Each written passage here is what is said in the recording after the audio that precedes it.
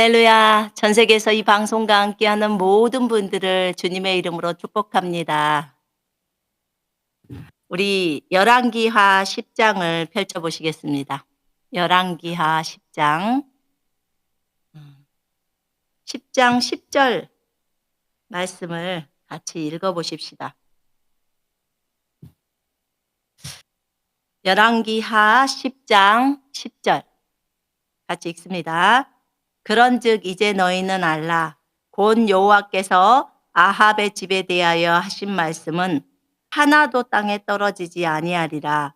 여호와께서 그의 종 엘리야를 통하여 하신 말씀을 이제 이루려 하셨도다 하니라. 아멘.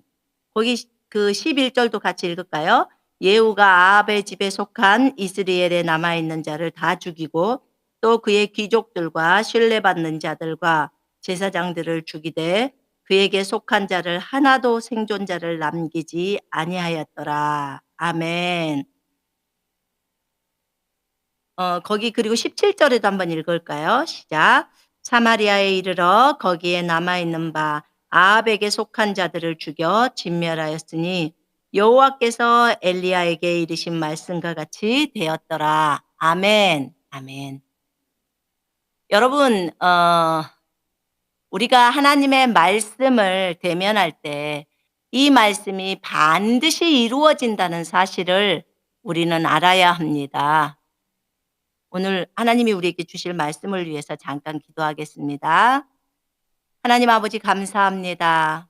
항상 우리에게 귀한 하나님의 말씀으로 우리를 격려하시고 위로하시고 힘을 주시고 또 세워주셔서 다시 걸어갈 수 있도록 인도하시고 이끄시는 아버지의 놀라우신 위로를 찬양합니다. 하나님의 말씀은 항상 승리합니다. 하나님의 말씀은 살아있어서 우리의 영과 혼감이 관절과 골수를 찔러 가르고 마음의 생각과 의도를 판별하십니다. 엘리야를 통해서 아합 집안에 일어날 그 일들을 미리 엘리야에게 하나님 말씀하시고 그리고 나중에 예후를 통해서 그 일을 완성하신 하나님 감사합니다. 아버지의 온전하신 뜻은 반드시 이루어져야 합니다. 하나님 감사합니다. 이것을 우리가 우리의 삶 속에 적용해 봅니다.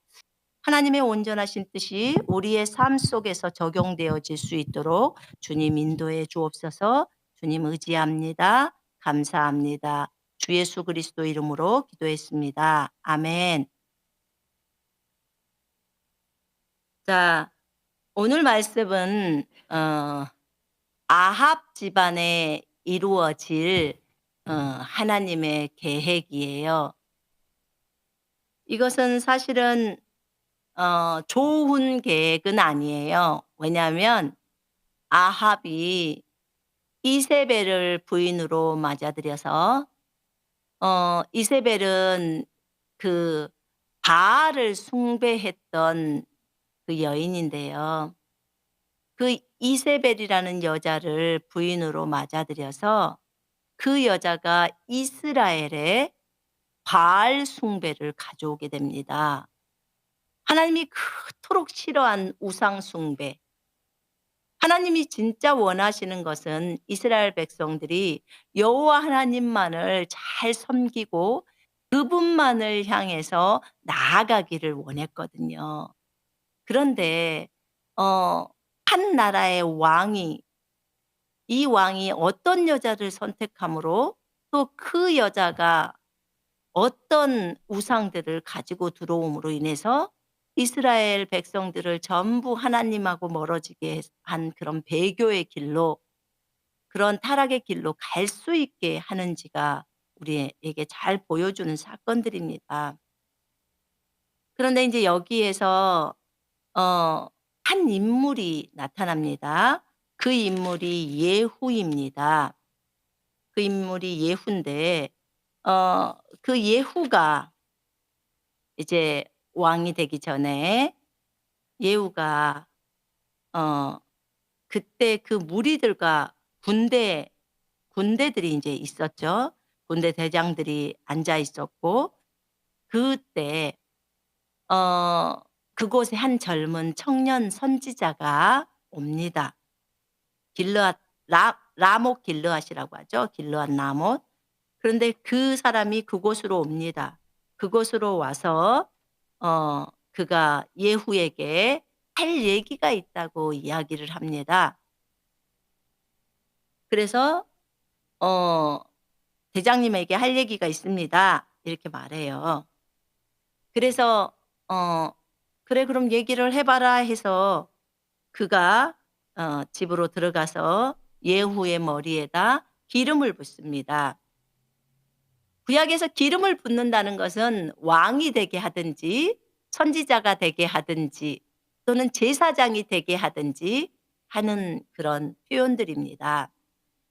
그런데 어 지금 예후에게 기름을 부으면서 이 청년 선지자가 이런 말을 합니다. "이스라엘의 주 하나님이 이같이 말하노라. 내가 주의 백성 곧 이스라엘을 다스리는 왕으로 너에게 기름을 부었노라." 여호와의 그 입이 되어져서 말하는 거죠. "너는 네 주인 아합의 집을 치라. 내가 이세벨의 손에서 흘린 나의 종된 선지자들의 피와 주의 모든 종들의 피를 복수하리라. 그러므로 아합의 온 집이 멸망하리니 내가 담벼락에 오줌 누는 자와 이스라엘에서 갇힌 자와 남겨둔 자를 아합에게서 끊어버리리라.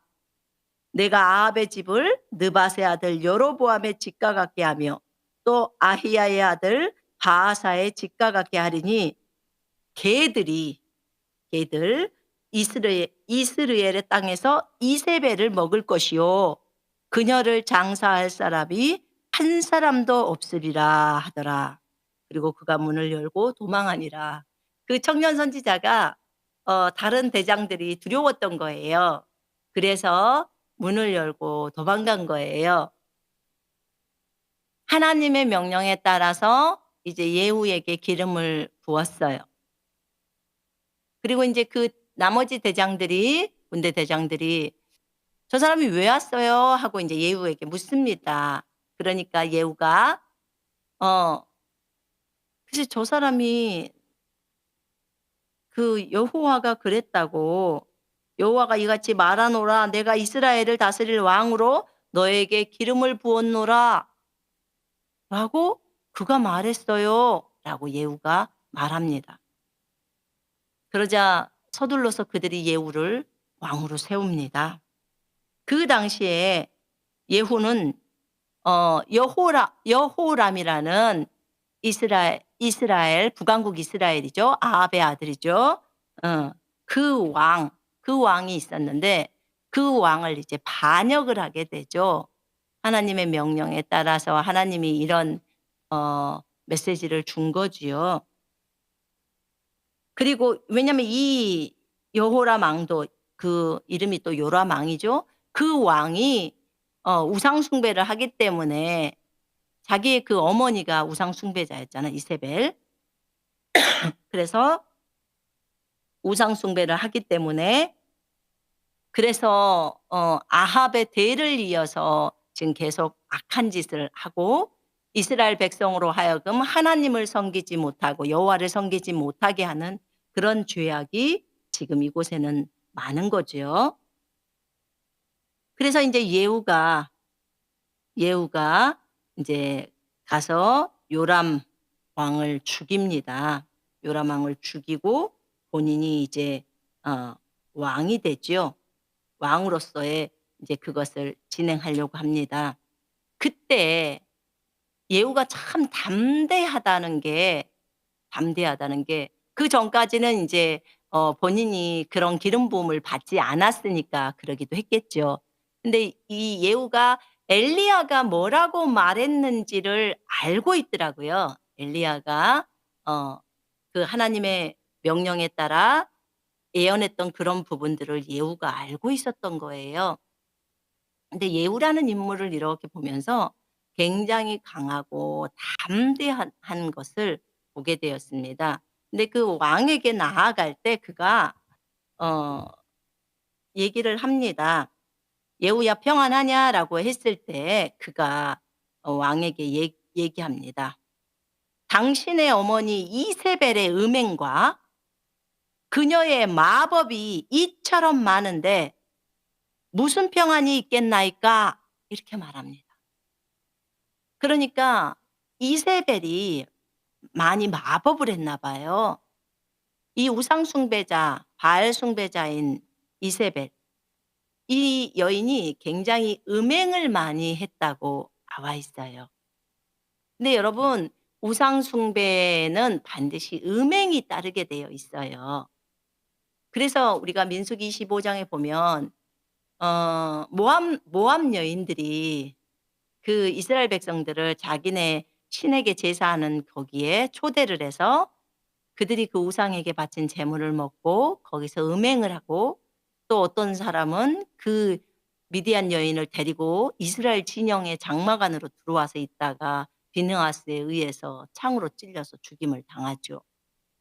이런 그 음행은 우상 숭배와 연관되어져 있거든요. 근데 이 이세벨이 음행하고 그녀의 마법이, "너희 엄마가 마법을 하는데 그녀의 마법이 이처럼 많은데 무슨 평안이겠습니까?" 라고 그 왕에게 도전장을 내미는 거예요. 근데 이 예후를 보면서 제가 느끼는 것은, 이제 자신이 하나님으로부터 왕의 기름 부음을 받았기 때문에 그다음에 "너는 이제 그 아합의 집을 쳐라."라고 했잖아요. 그리고 그래서 이세벨에게 복수를 하는데, 어떤 복수냐? "이세벨의 손에서 피 흘려 죽은 나의 모든 종된 선지자, 내 종 선지자들이 이세벨 손에서 죽었는데 그 여호와의 선지자들의 그 피와 주의 모든 종들의 피를 복수해라."라고 하는 거예요. 주님이 그 선지자들의 피를 예후를 통해서 갚아 주시겠다는 그 얘기예요. 어 그 열왕기하 2 장이랑 요 앞부분에 보면 어 어떤 한 인물이 나오죠. 그 인물이 나오는데 그 인물이 그 선지자 100 명을 살려 줘서 동굴 속에다 넣어 놓습니다. 동굴 속에서 넣어 놓고 그렇게 그들을 빵과 물로 먹입니다. 왜냐하면 이세벨이 바알의 선지자들, 그다음에 어 또 나머지 선지자들의, 아스다롯의 선지자들을 한 850명 정도가 같이 그들이 있는데 여호와의 선지자들을 많이 죽였단 말이에요. 많이 죽이고 나머지 사람들을 동굴에 숨겨서서 그가 이제 그 사람들을 먹인 얘기가 나와요. 근데 이 엘리야가 나중에 그 하늘에서 불이 내려오게 해서 내려오게 해서 그 아합이 보낸 사람들을 죽입니다. 그때 이 대장이 옵니다. 와 가지고 얘기를 해요. 이 아합의 종이 와서 "제발 살려 주세요." 보통 50 부장을 보내죠. 그래서 50 부장하고 50 명의 군사가 다 불살라 죽습니다. 하나님, 내가 하나님의 종이라면 진짜로 그 어 불을 내려 주셔서 이 사람을 다 살라 버리소서. 그러니까 주님이 바로 엘리야의 말 떨어지기가 무섭게 살려 버립니다. 불이 내려와서 태워 죽여요. 두 번째도 또 아합이 또 다른 사람을 보냈는데도 또 그렇게 죽습니다. 그래서 그 다음번에 온 50 부장이 먼저 엘리야 앞에 가서 무릎을 꿇습니다. "제발 살려 주세요. 내 목숨을 살려 주세요. 내가 여호와의 종인 선지자들을 그 이세벨의 손에서 건져서 동굴 속에서 100 명을 살려 주고 그들에게 먹을 것과 물을 주었던 그 일을 기억해 주소서." 그러니까 자신이 하나님 앞에서 주의 종들을 살렸던 것을 기억해 달라는 거예요. 그러니까 그 아합과 그 이세벨의 그 핍박 가운데서도 그렇게 하나님의 종들을 살리는 목숨을 내놓고 살린 거잖아요. 그가 그 50부장이. 아 너무 아름답잖아요. 그런 인물들이 있었던 거죠. 그리고 엘리야가 자기 혼자밖에 안 남았는데 어 저 이세벨이 "나도 죽이려고 합니다."라고 했을 때 주님이 "바알에게 무릎 꿇지 않는 7천 명을 내가 남겨 두었다." 이렇게 말씀하십니다. 그러니까 하나님은 우리가 눈에는 안 보여요, 우리 눈에는. 안 보이고 우리 눈에는 안 보이고 그렇기 때문에 엘리야도 똑같았을 거예요. 자기 혼자만 남았다고 제사장으로서 또 선지자로서 자기 혼자만 남았다고 생각을 한 거예요. 근데 사실은 주님이 7천 명을 남겨 둔 거예요. 그러니 얼마나 많은 사람들이 남겨져 있는 거잖아요. 때로는 인제 이곳에 와서 저희들이 느꼈던 것은 이곳에서 많은 그 한국인들을 본 적이 없었어요. 저희들과 인제 아는 선생님 외에는 만난 적도 없고 그다음에 다른 저희들이 길을 지나가거나 했을 때도 어 뭐 한국 사람을 본다든지 이런 건 보지를 못했거든요 아예. '한국 사람들은 다 어디 숨었나.' 동양 사람 자체가 없대요. 그래서 '한국 사람은 어디 숨었나.' 어 그런 생각을 해 보게 됐어요. 근데 어 그러면서 어 '이 땅에 교회가 얼만큼 있을까? 이 땅에 예수님 믿는 사람들이 얼만큼 있을까?' 99%의 무슬림이라고 하는데 볼 때는 제가 여기 와서 보면서 느끼는 건요. 여기 사람들 무슬림 같지 않는 사람들이 제가 볼 땐 태반이에요. 겉모습에서는. 왜냐하면 히잡을 쓰고 있는 사람도 있지만 히잡을 쓰고 있지 않는 사람도 있고요. 배꼽을 내놓고 다니는 여자들도 너무 많고요. 정말 옷을 야하게 입고 돌아다니는 여자들도 너무 많고 그다음에 너무 자유분방하죠. 그런 모습들도 많이 보였어요. 물론 뭐 히잡을 쓰고 눈만 보이고 다 가리는 사람들도 있습니다. 그러나 우리가 생각했던 99%의 무슬림인데 '어떻게 이럴 수가 있지?'라는 생각이 들었습니다. 어 그러나 무슨 일이 닥쳤을 때는 본인들이 무슬림인 것을 분명하게 말을 하지요. 말을 하고 그다음에 어 그렇게 자기네들만의 어떤 종교적인 색깔이 그러니까 우리 기독교가 말하고 있는 신앙심, 믿음이 좋다 그런 게 인제 자기네는 마호메트에 대한 믿음이 좋다 뭐 이런 거겠죠. 근데 그런 사람들도 있고요. 우 우리가 저기 나이롱이라고 말하는 일요일 날 선데이 크리스찬처럼 그렇게 하는 사람들도 있고 아예 또 "나는 그런 종교는 안 믿겠습니다."라고 해서 아예 이슬람을 안 믿는 사람도 있고 그렇게 있더라고요, 세 부류가. 근데 이제 제가 어저께 그 새로운 선생님하고 같이 거기를 걸었어요. 걸었는데 거기가 그 알산작이라고 해서 인제 여기 이즈미르에서는 우리나라로 말하면 명동 같은 곳이래요. 이제 제일 번화가니까. 근데 그 번화가인데 거기를 같이 인제 팀하고 같이 걷는데 저녁이라 분명히 낮에 거기가 아닌 그 건너편에가 우리가 거기를 지나간 적이 있었거든요. 근데 밤에 인제 갔잖아요. 거기가 그런 데인지 전혀 몰랐어요. 낮에는 다 문 닫아져 있으니까 모르죠. 밤에를 갔더니 완전히 요지경 속인 거예요. 그래서 '여기가 무슬림 나라가 맞아?'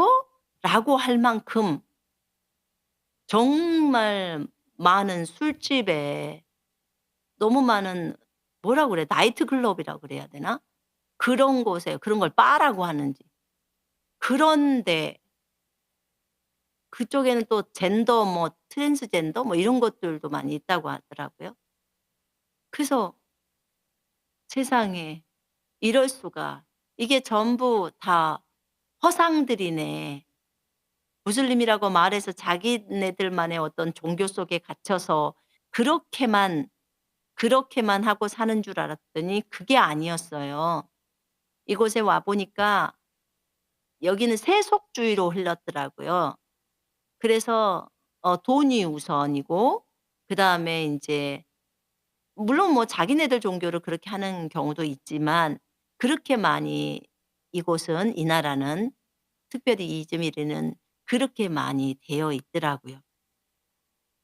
그러면서 우리가 이제 땅 밟기 기도를 하면서 예수 이름으로 그런 더러운 것들을 묻고 인제 쫓아내고 그러면서 이들이 예수께로 다 돌아오기를 위해서 기도하고 그렇죠. 뭐 성적인 것들도 여기는 굉장히 개방적이잖아요. 여긴 유럽 쪽하고 가까우니까. 그래서 그런 모습들을 이렇게 보게 되었어요. 모습들을 보게 되었어. 그런데 인제 제가 그 선생님하고 얘기를 나누면서 요즘 이곳은 좀 어떠냐고 기독교인들이 좀 많이 있냐고 지금 예수 믿는 사람들이 많이 있냐고 교회는 좀 많이 있냐고 했을 때 그 근처에는 교회가 몇 군데가 있대요. 몇 군데가 있다고 말씀해 주시면서 이런 얘기를 했어요. 요즘 예수님께로 돌아오는 무슬림들이 많이 있다고 그렇게 했어요. 이거 뭔가 꺼졌네요. 그래서 어 돌아오는 무슬림들이 많이 있다는 거예요.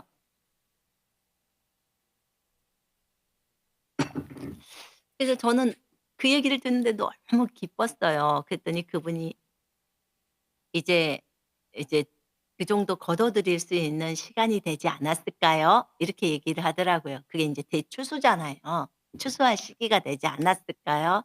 그래서 "네 그래요." 네 너무 기쁜 일이네요. 근데 제가 여기 와서 보니까 터키는 물가가 싸다고 했는데 제가 여기 와서 식당에서 밥을 먹어 보니까 물가 안 싸던데요. 너무너무 비싸요. 그래서 한국 돈을 갖고 와도 "여기에 와서 생활을 하는 게 그렇게 만만치가 않을 것 같아요."라고 했는데 물가가 비싸니까. 그러면서 여기가 지금 월세가 얼만가를 물었더니 자기네 그 동네가 월세가 한 2만 리라라고 했어요. 그러니까 2만 리라면 한 90만 원 가까이가 나와요, 월세가.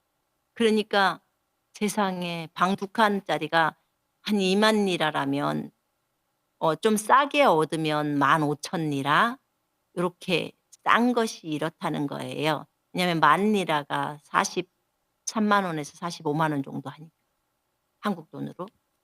이야 이런 월급이 70만 원이라는데 월급이 많아야 7-80 이라고 하는데 많이 받아야 우리나라 돈으로 한 100만 원 그렇게 밖에 안 되는데 월세가 90 이니 어떻게 삽니까? 정말 그래서 사람들이 이제는 집을 살라고 하거나 그런 것들 자체가 아예 희망이 없어졌대요. 희망이 없어지고 그러니까 물가는 올랐는데 월급은 전혀 오르지 않았다는 거예요. 그래서 사람들의 마음이 너무 피폐해지고 '그래 그냥 있는 거 쓰고 살자. 어쩔 수가 없다. 집은 못 산다.'라고 생각하면서 돈을 쓰면서 그렇게 인제 어렵다 보니까 마음이 예수님께로 돌아선다는 거예요. 돌아서기가 쉽다는 거예요. 그 말을 듣는데 또 너무 감사한 거예요. '어려운 것이 오히려 더 감사하구나.' 그들이 알고 있던 그 신이 자기로 하여금 자기네들을 인제 어렵게 한다고 생각하기 때문에 그러지 않을까요? 그래서 인제 예수님께로 돌아오는 사람들이 좀 많이 있다고 그렇게 얘기를 하더라고요. 그래서 너무 그것이 저희들에게는 큰 기쁨이었고 근데 여기 몇 분들을 이렇게 뭐 물건들을 사면서 이렇게 얘기를 하는 것을 듣고 들어볼 때 어 어떤 한 청년 얘기를 했는데, 청년하고 이제 우리 오자매가 얘기를 나누었는데, 그 청년도 정말 이곳이 아닌 유럽 쪽으로 유학을 가고 싶고 그쪽으로 나가서 돈을 벌고 싶어 하는 마음이 있대요. 왜냐면 터키에서는 희망이 안 보이니까. 그래 봤자 버는 돈이 100만 원 미만이잖아요. 근데 월세방 얻고 살기도 너무 힘들잖아. 그러면서 그게 인제 버거운 거예요, 삶 속에서. 그래서 본인은 자기는 이슬람을 선택 안 했다는 거예요. 그래서 이 청년들 세상 속에서는 지금 청년들이 뭐 옷 입고 다니고 이곳에 있는 청년들이 이렇게 다닐 때 보면, 저 사람들은 정말로 무슬림들이라고는 생각할 수 없을 만큼 완전히 그렇게 어 세상적이에요. 그래서 그런 모습들이 이렇게 보였는데, 그런 과정 속에서도 또 인제 어떤 교회들이 눈에를 띄더라고요. 협회라고 해 가지고 해서 교회를 하더라고요. 근데 교회를 할 수 이 협회로 해서 이렇게 교회를 할 수 있더라고요, 여기는 공식적으로. 근데 어쨌든 그렇게 해서 사람들이, 젊은 친구들이 점점 돌아오고 있고, 하나님은 여전히 일하시고 계시고, 또 때로는 선생님들은 비자를 주지 않아서 들어오지도 못하는 상태가 펼쳐지기도 하고, 요렇게 되어져 가고 있더라고요.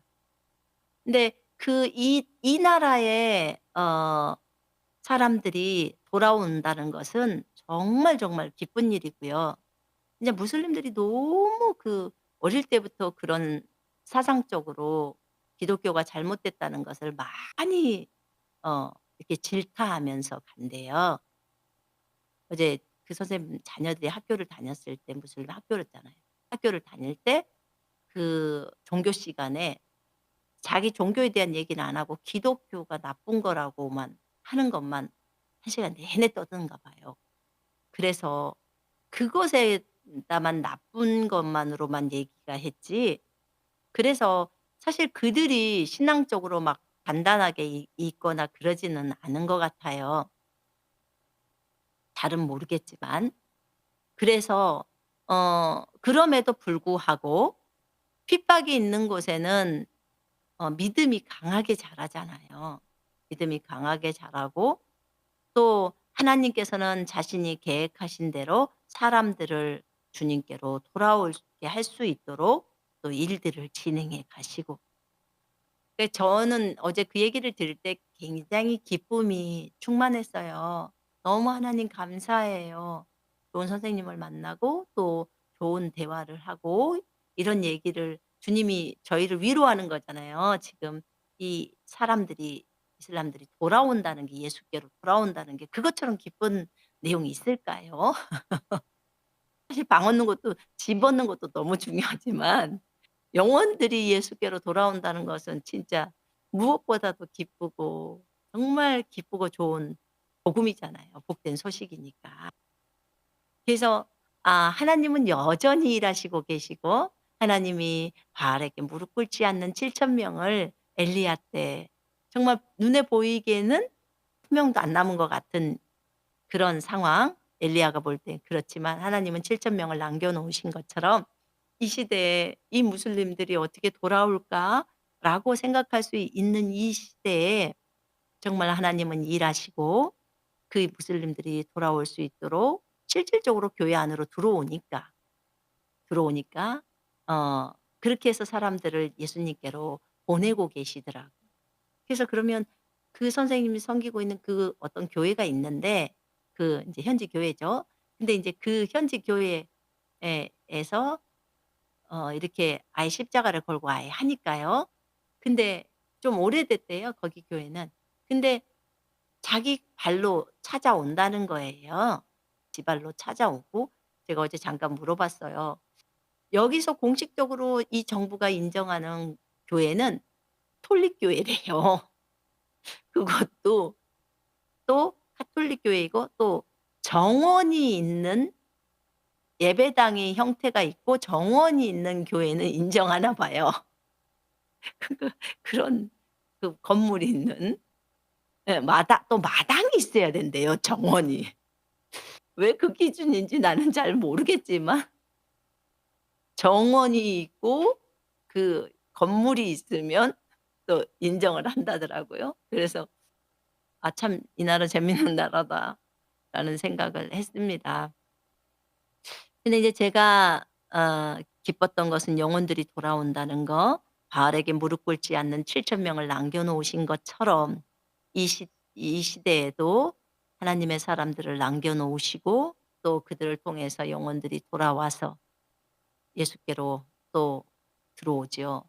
그들이 여기 있는 사람들이 그 무슬림이 했던 사람들 불신자들이 지발로 그곳 예배당으로 들어온다는 거예요. 너무 힘들어서 들어온대요.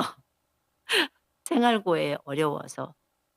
그래서 '야 곳곳에 그럼 예배당이 있으면 정말 좋겠다.' 그럼 좀 힘든 사람들이 그곳으로라도 들어와서 좀 은혜를 입고 가게라는 생각이 들었습니다.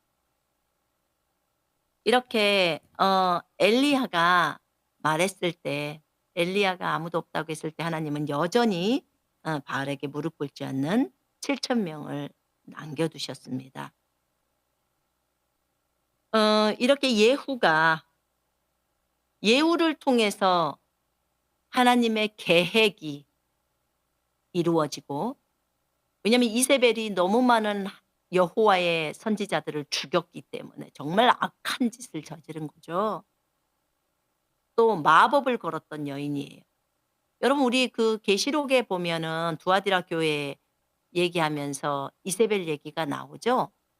거기에 이세벨 얘기가 나올 때 그 여인도 우상 숭배하고 음행한 여인인데, 여기 이세벨 열왕기하에 나와 있는 이 이세벨은 마법까지 한 여인이에요, 마법.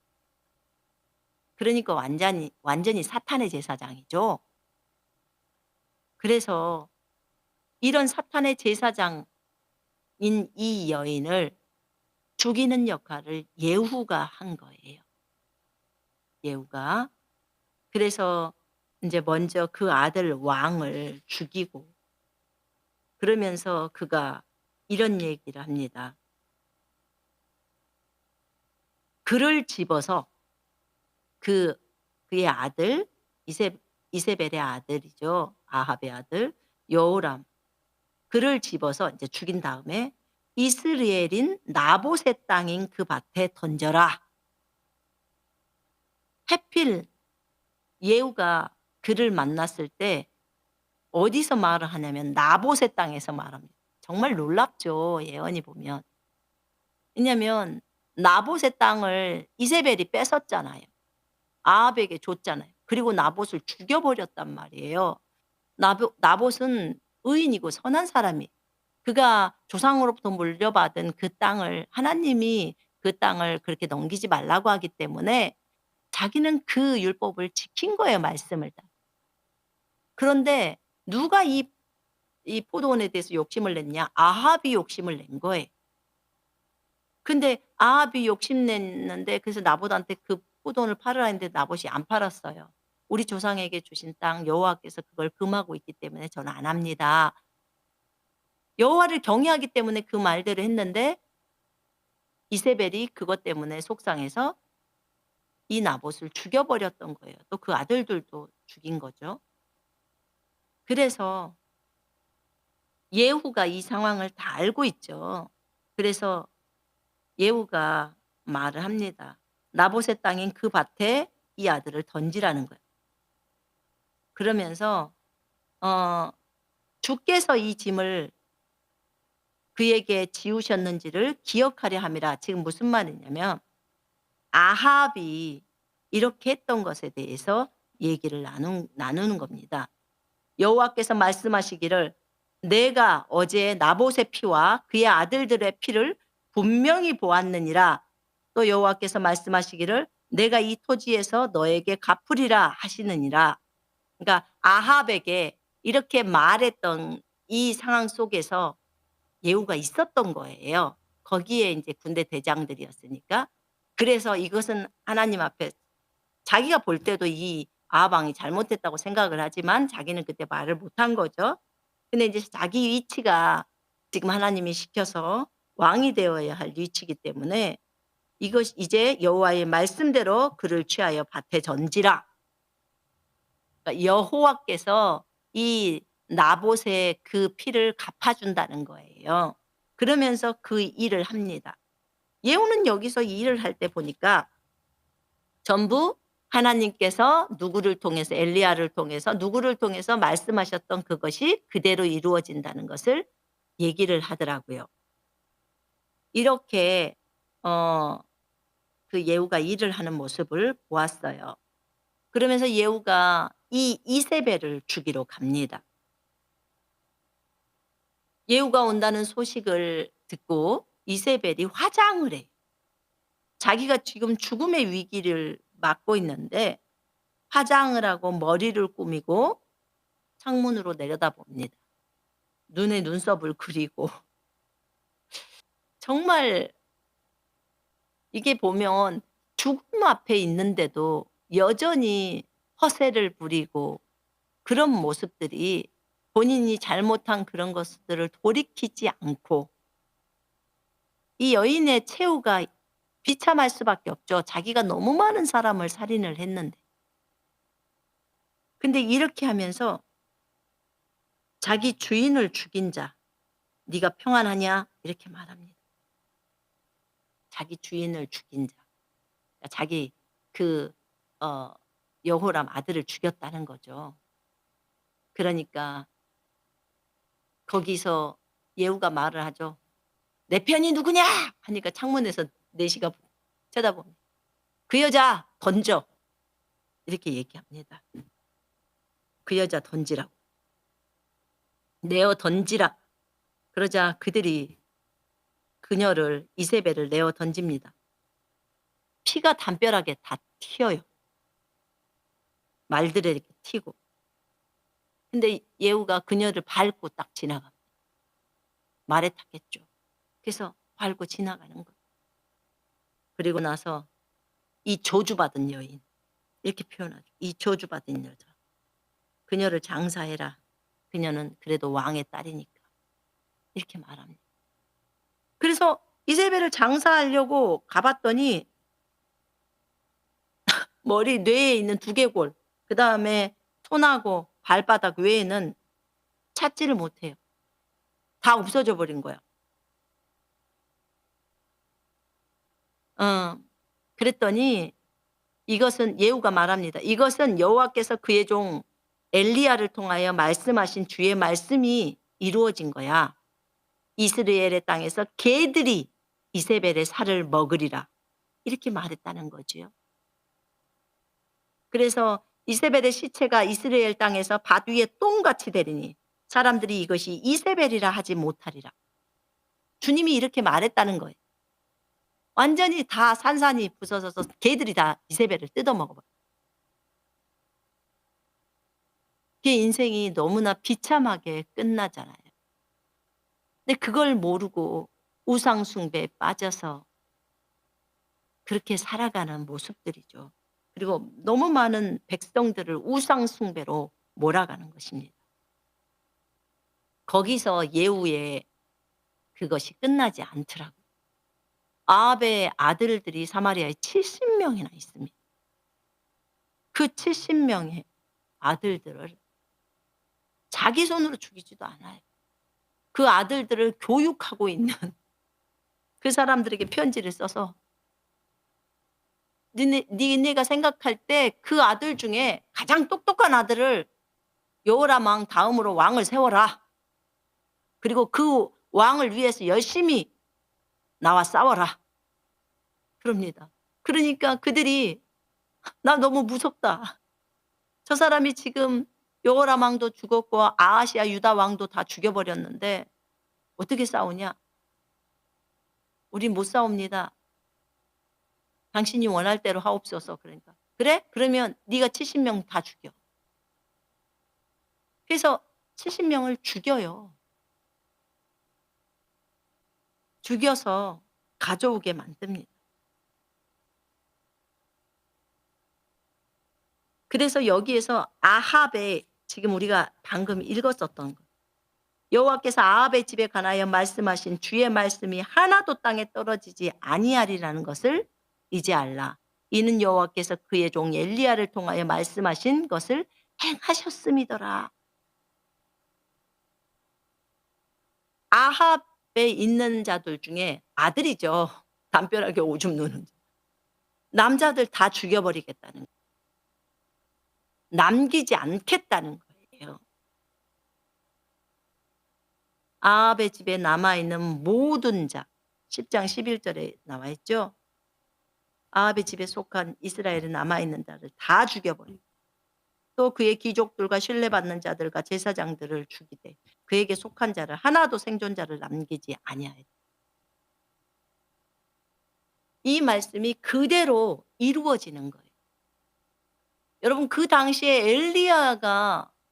엘리야 때 이 상황을 주님이 말씀하셨는데 엘리야는 믿겨지지가 않는 거죠. 자기를 죽이려고 저 이세벨이라는 여자가 쫓아오는데. 그래서 그렇지만 하나님의 말씀은 반드시 지금 엘리야의 눈에 그것이 보이지 않지만 그 이후에 하나님은 예후라는 인물을 통해서 이 일을 실행하십니다. 혹시 여러분에게 하나님이 어떤 어 예언적인 말씀들을 하셨습니까?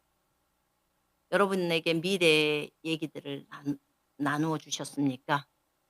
그렇다면 그 말씀을 마음속에 간직하세요. 분명히 어느 날 하나님이 그것을 이루실 날이 옵니다. 지금 당장에 눈에 보일 때는 '아 나는 너무 어려워. 또 나는 너무 고난 가운데 있어. 또 나는 지금 우리 자녀들 때문에 이렇게 힘들어.' 할 수 있어요. 돈 때문에 힘들어. 인간관계 속에서 힘들어. 그런데 하나님이 어떤 약속을 해 주셨다면 그 약속을 딱 들어요. 그리고 그 약속을 믿고 전진해야 돼요. 오직 그 약속만 생각하세요. 다른 거 생각하지 마시고 하나님이 여러분에게 주신 그 약속만을 딱 붙들고 상황 보지 마세요. 환경 보지 마세요. 하나님은 이 약속을 반드시 이루실 거야. 그분은 자신이 하신 말에 신실하시니까 그 약속을 그대로 이루실 거야. 라는 그것만 생각하라는 거예요. 그것만. 하나님은요, 저희를 많이 보시는 것 같아요. 여러분들을 보고 계세요. 이런 상황이 펼쳐졌을 때도 너는 여전히 내가 너에게 약속한 그 약속만을 붙들 수 있겠니? 나를 신뢰할 수 있겠니? 그런 상황 속에서도 내가 내 입으로 한 말, 그 말이 이루어질 거라는 것에 대해서 너는 신뢰할 수 있겠니? 이거거든요. 예, 주님. 주님 맞습니다. 주님이 저에게 약속한 이것은 반드시 이루어질 거라고 저는 믿습니다. 환경적으로는 아직 그것이 안 열려 보이고 상황으로도 그것이 아직 안 된 것 같지만 하나님은 자신의 약속을 신실하시기 때문에 반드시 지키십니다. 하나님은 사람이 아니시기 때문에 망언하지 않습니다. 하나님, 부족한 것은 제가 부족한 거지 그 애언을 이루기까지 제가 부족해서 제가 준비되지 못해서 그런 거지 하나님이 문제가 아닙니다. 제가 다듬어지지 못했고 더 아름다운 성품으로 주님의 성품을 더 담지 못해서 그런 것입니다. 나의 문제이지 하나님의 문제는 아닙니다. 그러나 하나님, 제가 더 주님께로 더 나아가고 하나님의 말씀을 온전히 붙들며 진짜 하나님을 더 사랑하면서 주님만을 의지하면서 말씀대로 순종하고 그렇게 나아가기를 원합니다. 이렇게 하면서 그 말씀이 이루어질 것을 믿고 그게 이제 우리에게는 완전히 소망으로 딱 죠. 그 주님이 하신 말씀만을 의지하면서 걷는 거예요. 여러분 한번 생각해 봐요. 엘리야가 정말 훌륭한 선지자였거든요. 정말 훌륭한 선지자예요. 그런데 엘리야 때를 가만 생각해 보란 말이에요. 기근이 와서 먹을 게 없어서 까마귀가 먹 먹을 음식을 갖다 줘요, 물어다가. 어머 신나겠다. 너무 좋겠다. 진짜 형제자매님들이 한번 생각해 봐요. 혼자 시냇가에서 물 쫄쫄 흐르는 데서 물 쪼끔 주면서 정말 신날까요? 얼마나 어려운 상황이겠어요. 대통령이 딱 돼 갖고 "지금부터 예수 믿으면 다 죽여." 그런 상황이에요 지금. 그런 상황 속에 엘리야가 지금 자기 혼자 남았다는 거예요. 너무 많은 예수 믿는 사람이 다 죽었다는 상황인 거예요. 많이 죽임을 당하고. 보이는 족족 죽여요. 그런 속에서 가뭄까지 있어요. 이게 그가 선지자로서의 삶을 증거할 그 시기가 굉장히 어려운 시기인 거예요. 그 상황 속에서도 하나님의 말씀을 붙들고 걷는 거예요. 여호와여 내가 하나님의 종이라면 하늘에서 불을 내려 주십시오. 이 번제물에 이 불이 붙게 하옵소서. 물을 갖다 막 부어줘요 번제물에. 그런데도 하늘에 불이 강력한 불이 내려와서 다 살라버려. 진짜 엘리야가 여호와의 종이구나. 여호와께서 불을 내리는구나. 저 바알의 제사장도 아무것도 아니네를 백성들에게 알게 하려고 하는 하나님에 대한 확신이 없다면 어떻게 그 일을 엘리야가 할 수 있겠습니까? 여러분 근데 이 시대는 마지막이라고도 말해요. 그리고 사실은 한국 같은 경우에는 예수 믿는 사람이 많잖아요. 주변에 고개만 돌려도 예수 믿는 사람들이 많은데 이곳에서는 예수를 믿으려면 가족에서 다 쫓아내 버린다. 가족들이. 가서 창녀를 하지. 차라리 창녀를 하지 왜 예수를 믿냐. 이렇게 해서 창녀가 더 낫다는 거예요. 예수 믿는 거. 어제 그 선생님이 알려주 그렇게 여기는 생각을 한다. 가족들이 그러고 제가 어떤 분한테 듣기로는 한 해에 한 200명 정도가 그 살해당한다. 그 예수님을 믿는다는 이유로. 가족들에게. 가족으로 참 한국에서는 생각지도 못할 일들이잖아요. 여기는 예수님을 믿으려면 그 목숨을 내놓지 않고서는 안 되더라고요 일단. 근데 감사해요. 또 그러다 보니까 신앙이 또 반듯하게 설 수도 있잖아요. 그죠? 근데 엘리야도 그런 삶 가운데서 하나님의 부르심을 진행했더라고요. 어찌 됐든 예후가 아합의 집을 친 거예요.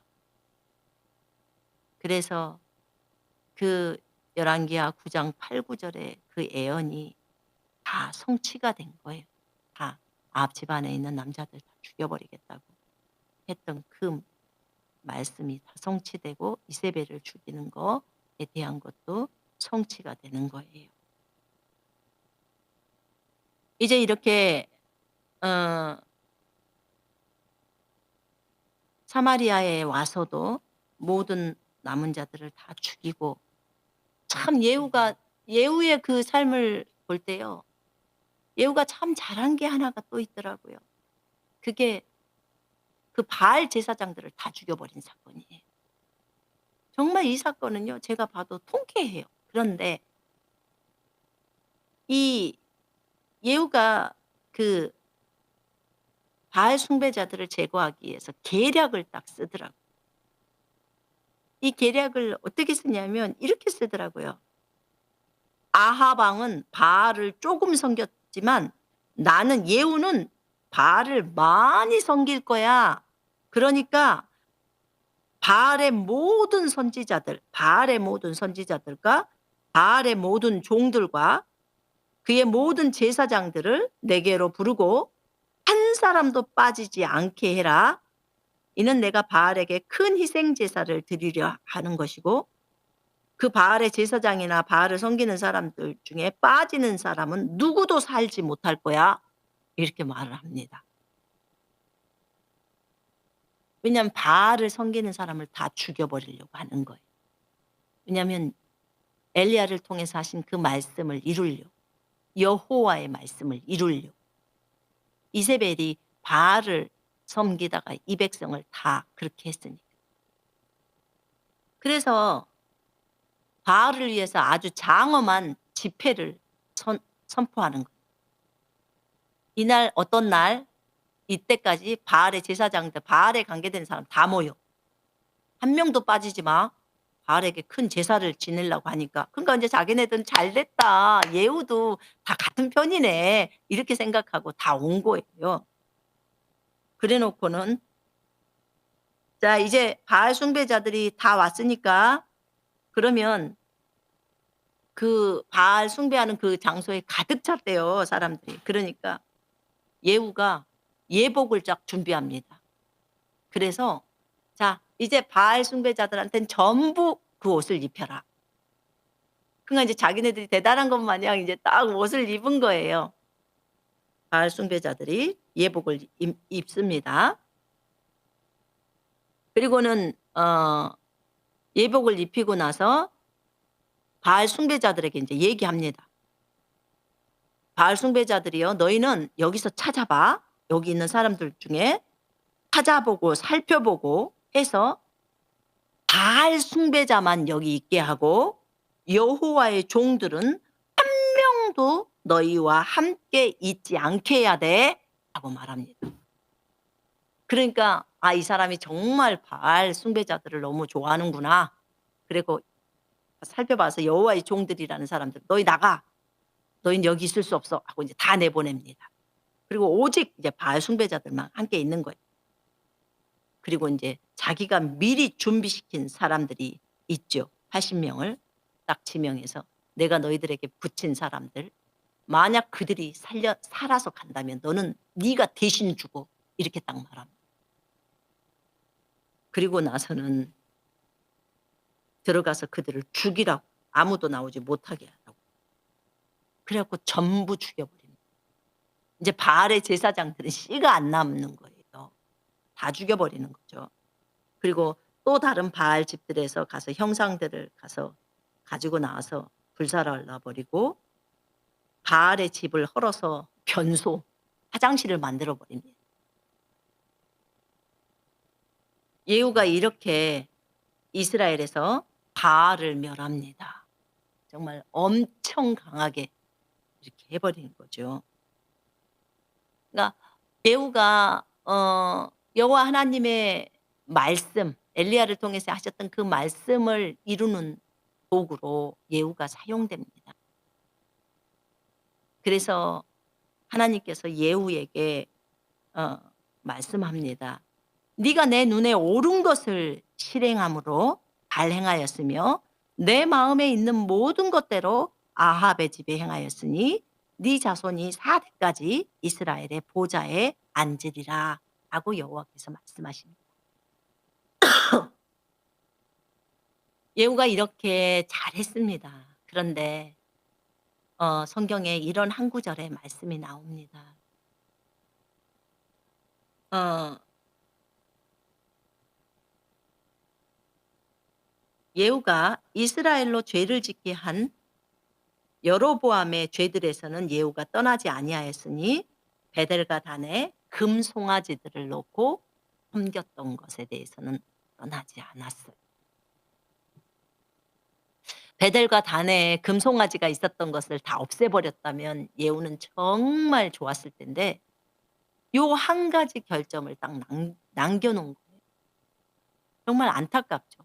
이스라엘의 왕이고 유다에는 또 다른 왕이 있기 때문에 결국은 베델이나 단에 그 있던 것을 치워 버렸으면 사람들이 예루살렘에 가서 예배를 드리잖아요. 그런 마음이 또 그쪽으로 갈까 봐 그런 것 같아요. 본인이 사마리아 왕을 해야 되니까. 사마리아에서 북왕국 이스라엘의 왕이 되어야 하니까. 자, 예후의 이런 모습들, 이스라엘의 여호와 하나님의 율법대로 온 마음을 다해서 행하지를 못했어요. 요 하나 때문에. 단과 베델에 세워진 그 여로보암의 죄죠. 백성들을 우상 숭배에 빠져서 송아지가 이 백성을 보호했다라고 하는 그것. 그것을 치우지 못했던 거예요. 이렇게 바알 숭배까지를 뿌리를 뽑았는데도 불구하고. 그래서 마음이 전심으로 주님을 따르지 못했다고 하더라고요. 근데 제가 이것을 보면서 느끼는 게 예후가 참 많은 부분에 있어서 여호와께서 주시는 마음을 가지고 이렇게 진행을 했지만 이것까지 했다면 여호와께서 얼마나 기뻐하셨을까 하는 생각을 해 보게 되었고요.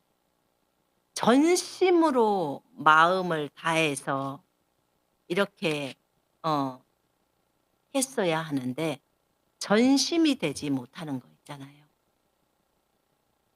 우리는 어떤가요? 이 부분에 있어서.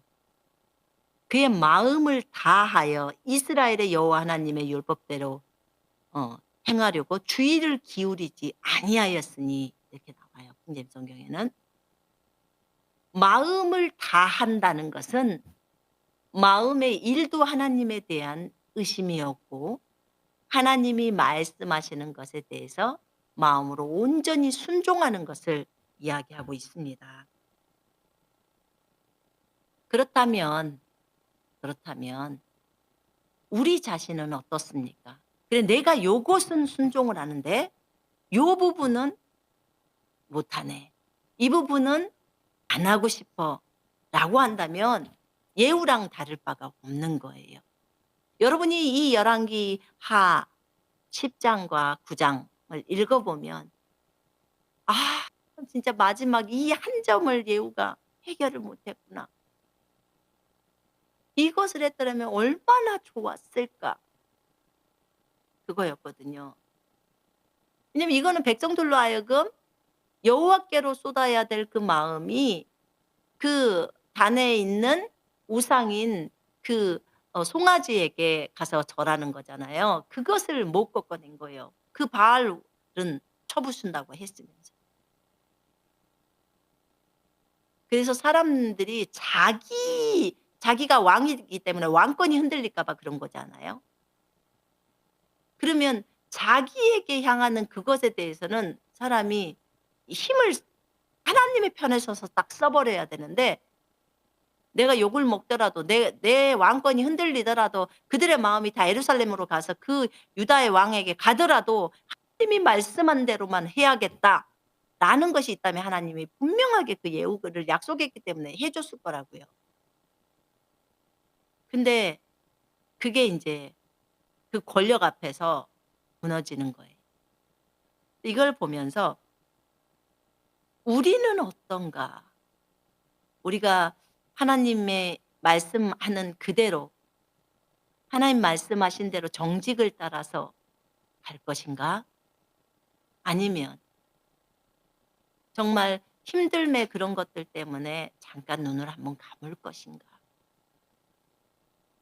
우리의 편리함 때문에 그렇게 할 것인가? 나에게 도움이 되니까 내 왕권이 무너지니까 또는 내 회사의 직위가 무너지니까 또는 사람들이 나를 떠날 수 있으니까 덜 좋아할까 봐 이런 것들 때문에 하나님이 시키시는 그 부분에 있어서 하나님의 방법대로가 아닌 사람의 방법을 따라 해 갈 것인가. 제가 이것을 보면서 느꼈던 것은 역시나 주님 어떤 상황이 와도 우리는 하나님의 방법을 선택해야겠군요. 그리고 하나님이 말씀하신 대로 우리는 그렇게 가는 것이 마땅하다고 생각합니다. 그러면 하나님이 다 책임지십니다. 설령 그렇게 해서 왕위가 내려가더라도 그러면 그거는 하나님을 잘 섬기라고 예루살렘에 가서 예배드리라고 했기 때문에 예루살렘으로 갈 수 있도록 그들이 갈 수 있도록 그렇게 잡았다면 진짜 사마리아에서 이스라엘에서 대단한 왕이 나왔다고 주님이 이 열왕기에 기록해 놓으셨을 텐데 그리고 그 후손은 더 복을 많이 받았을 텐데 참 안타깝네요. 라는 생각을 보게 되었습니다. 어 그럼 우리가 좀 돌아보십시다. 오늘은 오전 메시지나 또 오후 메시지 속에서 주님의 방법으로 걸어가야 한다는 것이 또 주님의 말씀이 이루어지는 것에 대해서 그 말씀을 붙들고 그 말씀만을 붙들고 하나님이 이루실 것을 기대하면서 걸어가야 한다는 것. 항상 하나님의 방법이어야 한다는 것. 그것이 중요하다고 생각합니다. 좌절할 필요 없습니다. 그렇게 했을 때 다른 사람으로부터 질타를 받을 텐데요. 네. 핍박을 받더라도 기뻐하라고 했습니다. 왜냐하면 우리 안에 그분이 계십니다. 그렇기 때문에 두려워해야 될 것은 없다고 생각합니다. 이 시간에 우리 함께 기도하십시다. 함께 하나님 앞에 같이 기도했으면 좋겠어요. 1분 정도 거기 반주해 주시고요. 반주해 주시고 1분 정도 함께 내 자신, 여러분 자신에 대해서 돌아보시고 내가 하나님의 말씀에 따라 하나님이 나에게 약속해 주신 그것을 붙들고 있는지 내가 어떤 환경 가운데 들어오는 것 때문에 내가 그 약속을 버려버리고 또는 내려놔 버리고 내가 환경만을 바라보고 힘든 것만을 바라보고 그렇게 가고 있는지 한번 돌아보시고 나는 어찌 되었던 하나님이 나에게 해 주신 그 약속들을 꼭 붙들고 가야겠다. 예후를 통해서 이루어진 것처럼 엘리야가에게 약속하셨던 그것이 예후를 통해서 이루어졌죠. 그런 것처럼 하나님 반드시 나에게 이루실 거야. 다시 하나님 제가 다시 일어섭니다. 그 약속의 말씀을 붙들고 다시 일어섭니다. 이것과 두 번째 내가 하나님이 약속하신 그 말씀들을 따라서 성경을 따라 정상적으로 그렇게 걸어가고 있는지 그것이 나에게 어떤 부분에 있어서는 위협이 되고 어려움이 될 수 있으니까 내가 너무 쉬운 길을 선택해 버리는 것이 아닌지 성경을 버리고 쉬운 길을 선택하는 것이 아닌지 그렇게 해서는 안 되죠. 예. 온 마음을 다해서 하나님의 말씀을 따르는 것을 배워야 하지요. 그 두 가지를 놓고 우리가 기도하겠고요. 그쪽에서 김진영 제가 찬양 인도해 주세요. 우리 같이 먼저 같이 기도합니다.